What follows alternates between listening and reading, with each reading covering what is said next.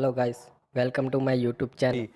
Corrective phase में है। ITC में आज एक्चुअली गिरावट है। दरअसल कंपनी में सबसे बड़ी हिस्सेदार ब्रिटिश अमेरिकन टोबैको कंपनी में हिस्सेदारी बेच सकती है और एटलीस्ट इवेल्युएट कर रही है। हालांकि इस खबर पर पिछले क्वार्टर में भी चर्चा थी, लेकिन पहली बार शायद कंपनी ने अपनी प्रेस रिलीज में इसको मेंशन किया है। मंगलम के पास चलते हैं। मंगलम, गुड आफ्टरनून। बताइए क्या एग्जैक्टली कहा है और कैसे देखें इस न्यूज़ को। तो सबसे बड़ी बात तो ये है कि पहली बार आईटीसी के जो सबसे बड़े शेयर होल्डर्स हैं ब्रिटिश अमेरिकन टबैको, उन्होंने एक प्रेस रिलीज में अपनी अर्निंग्स के साथ ये कहा कि वो एक्टिवली कई दिनों से काम कर रहे हैं अपने आईटीसी के स्टेक को लेकर, क्योंकि वो स्टेक 1900 से वो उसे होल्ड करते हैं। तो कई सारी रेगुलेटरी इश्यूज हैं जिस वजह से वो तुरंत उसे बेच नहीं सकते हैं। एनालिस्ट की तरफ से काफ़ी प्रेशर आया था कि वो अपना जो आईटीसी का स्टेक है उसे पेयर करें और पैसे उससे जमा करें, वैल्यू अनलॉक करें।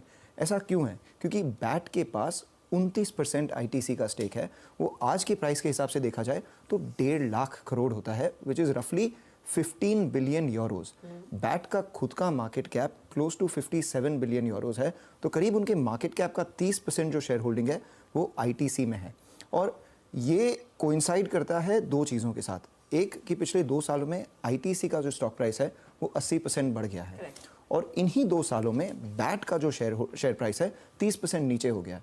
तो जो आईटीसी की शेयर होल्डिंग वैल्यू उनके पूरे मार्केट कैप से 20% हुआ करती थी 2 साल पहले, वो आज 30-32% पे पहुंच गई है। तो सब एनालिस्ट यही कह रहे हैं कि अगर आपकी सिगरेट बिजनेस सही नहीं कर रही है, आपका बैलेंस शीट उसको स्ट्रेंथन करना है आपको, तो ये आईटीसी का स्टेक बेचिए।